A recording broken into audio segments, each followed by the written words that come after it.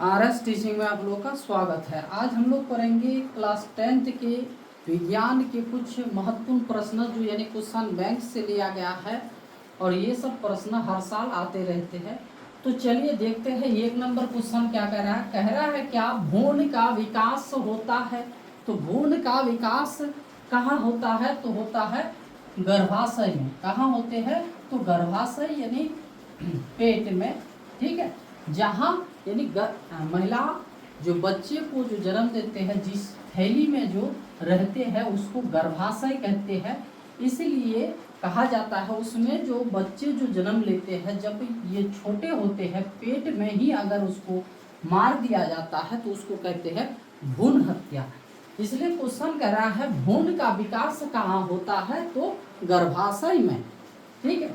तो चलिए, तो 1 नंबर क्वेश्चन का आंसर क्या हो गया, सी हो गया। दूसरा क्वेश्चन क्या कह रहा है, कह रहा है निकट दृष्टि दोष में किस लेंस का उपयोग किया जाता है।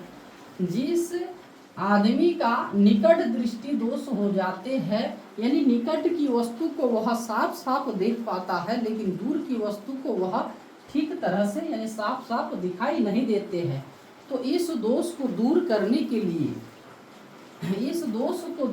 के लिए किस लेंस का उपयोग किया जाता है, तो आंसर हो जाएगा क्या, अवतल लेंस का उपयोग किया जाता है।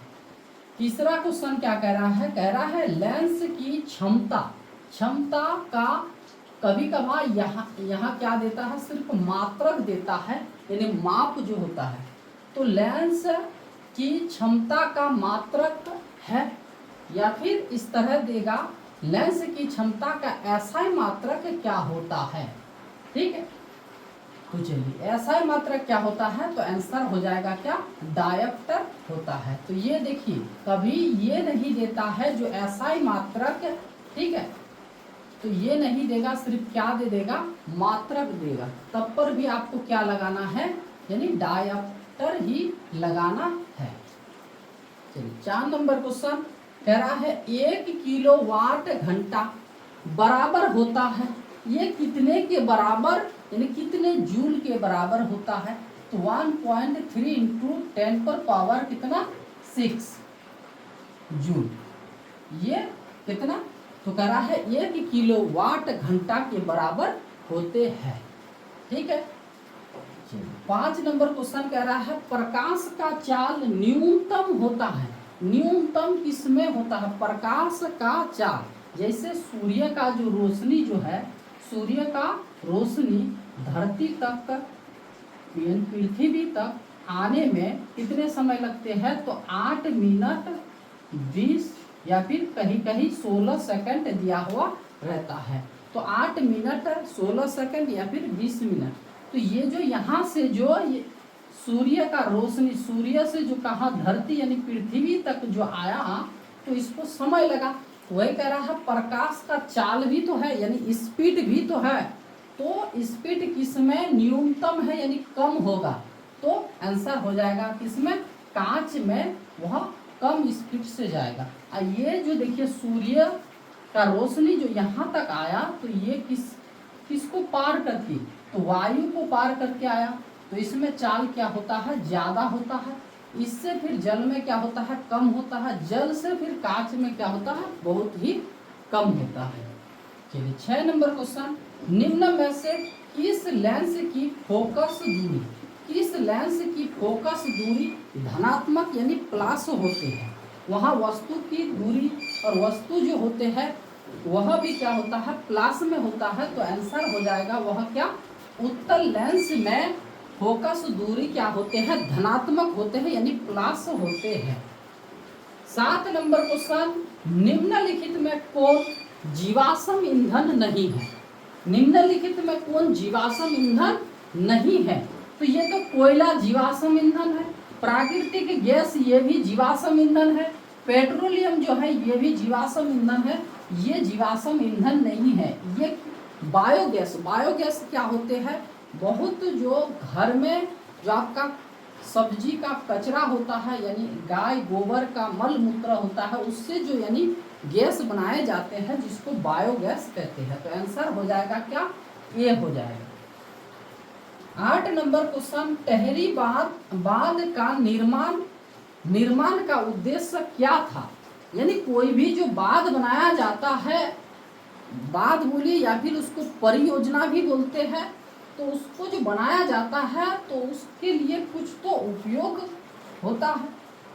किस लिए बनाया जाता है? लाभ के लिए बनाया था। तो किस लिए बनाया गया था, यही कह रहा है। टेहरी बांध का निर्माण उद्देश्य, क्या उद्देश्य था उसमें जो उसको बनाया गया?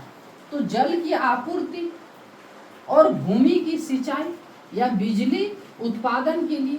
तो ये तीनों उत्पादन के लिए बनाया गया है, इसलिए आंसर हो जाएगा डी, यानी इनमें से सभी हो जाएगा। ठीक है, चलिए 9 नंबर क्वेश्चन क्या कह रहा है, कमरे के ताप पर द्रव अवस्था में रहने वाली अधातु। देखिए यहाँ अगर धातु दिया हुआ रहे तो आंसर हो जाएगा क्या, पारा हो जाएगा। यहाँ है अधातु तो इसलिए हो जाएगा क्या, ब्रोमीन हो जाएगा। क्या हो जाएगा, ब्रोमीन। तो क्वेश्चन और एक बार सुन लीजिए, कह रहा है कमरे के ताप पर, ऐसे अगर उसको घर में रख दीजिएगा खुला, तो वह क्या द्रव अवस्था में रहने वाली क्या है, अधातु है। अधातु जब भी बोलेगा तो वह क्या हो जाएगा, ब्रोमीन। और अगर इस तरह का क्वेश्चन पूछा जाए, कमरे के ताप पर द्रव अवस्था में रहने वाले धातु है, तो क्या हो जाएगा आंसर उस समय, तो पारा हो जाएगा। चलिए 10 नंबर क्वेश्चन क्या करा, दही में कौन सा अम्ल है। तो दही कभी कभार प्रश्न में क्या दिया हुआ रहता है, यानी खट्टा दूध दिया हुआ रहता है। तो दही दिया गया है, ये भी तो क्या है, खट्टा है। तो दही में कौन सा अम्ल होते हैं, तो दही में कौन सा अम्ल होते हैं, तो आंसर हो जाएगा क्या, लैक्टिक अम्ल होते हैं। कौन सा अम्ल होते हैं, लैक्टिक अम्ल होते हैं। 11 नंबर क्वेश्चन, निम्नांकित में किस धातु को, देखिए किरोसिन में डुबा कर रखते हैं। नहीं तो ये फिर क्या हो जाएगा, ये इसमें द्रव अवस्था में आ जाएगा या फिर इसमें आग भी पकड़ लेता है। तो कह रहा है निम्नांकित में किस धातु को किरोसिन में डुबाकर रखा जाता है, तो आंसर हो जाएगा क्या, फिर ये सोडियम हो जाएगा। चलिए क्वेश्चन, वायुमंडल में नाइट्रोजन की मात्रा कितनी है। वायुमंडल में सब गैस को मिलाकर कितना, 100% मान लीजिए। इनमें से नाइट्रोजन कितना प्रतिशत है, तो 78% है। कितना प्रतिशत, 78। तो ये एग्जैक्ट कितना है, तो 78.08%। लेकिन ऑप्शन में ज्यादातर क्या रहता है, 78%। और इसके साथ तो और गैस है, जैसे क्या, ऑक्सीजन कितना प्रतिशत है, तो 21%। कितना, 21%।